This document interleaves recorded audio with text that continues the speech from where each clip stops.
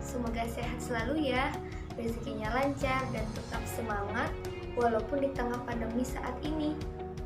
Semoga lekas membaik dunia dan khususnya Indonesia yang kita cintai ini. Kita pasti sering melihat dan mendengar di media sosial tentang kasus kriminal yang semakin meningkat di masa pandemi COVID-19 saat ini. Apa saja kasus kriminal yang sering terjadi di masa pandemi COVID-19 ini? Selengkapnya kita bahas di video ini. Pada 2 Maret 2020, untuk pertama kalinya pemerintah mengumumkan 2 kasus positif COVID-19 di Indonesia. Tidak terasa ya teman-teman, kita merasakan kesedihan ini kurun waktu kurang lebih 1 tahun lamanya.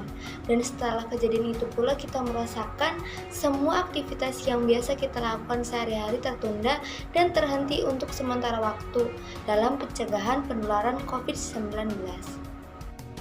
Namun dalam kebijakan pemerintah ini juga adanya positif dan negatif yang bisa masyarakat dapatkan. Ketika pemerintah menekan penyebaran COVID-19 agar tidak melonjak tinggi, namun dalam hal ini juga perekonomian Indonesia semakin menurun. Karena sebagian besar masyarakat Indonesia bekerja sebagai buruh dan dalam pandemi saat ini buruh dan pegawai lainnya mendapatkan dampak, yaitu di PHK karena penurunan konsumen serta pemasukan perusahaan tersebut menurun, sehingga tidak dapat membayar atau memberi gaji seluruh buruh atau pegawai lainnya. Maka dari itu muncullah kebijakan untuk memberhentikan buruh dan pegawai dalam kurun waktu yang tidak tentu.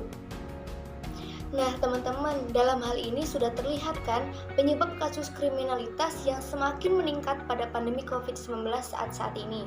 Jawabannya yaitu karena penurunan perekonomian masyarakat di tengah pandemi COVID-19 dan adanya kebutuhan sehari-hari yang harus mereka penuhi seperti makanan untuk bertahan hidup dan kebutuhan lainnya. Sedangkan mereka tidak mempunyai pekerjaan dan susahnya untuk mendapatkan pekerjaan baru dikarenakan minimnya lowongan kerja karena keadaan seperti sekarang ini.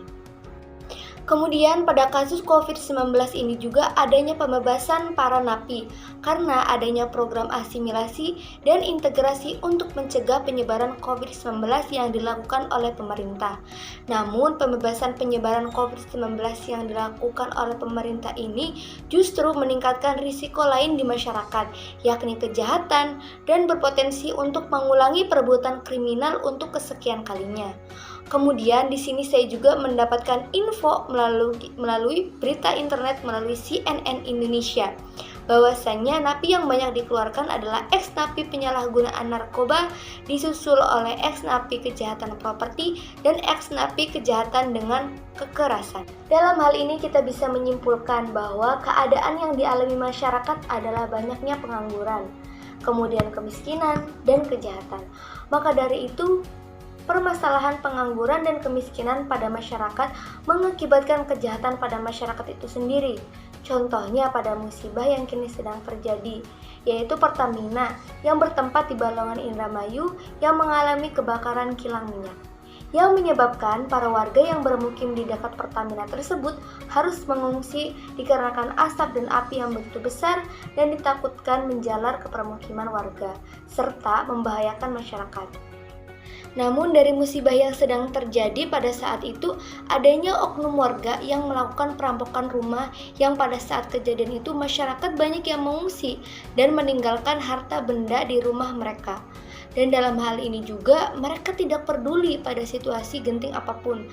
Ketika adanya kesempatan serta kebutuhan yang harus dipenuhi, maka kasus kejahatan pun tidak bisa terelakkan.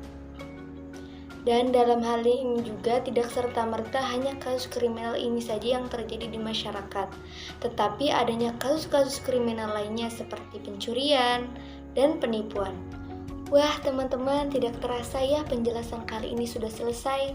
Semoga informasi yang kita dapat bisa bermanfaat untuk kita semua. Dan di sini saya meminta maaf jika ada kata-kata yang salah atau informasi yang saya dapat kurang. Wabillahi taufiq wal hidayah. Wassalamualaikum warahmatullahi wabarakatuh. Terima kasih.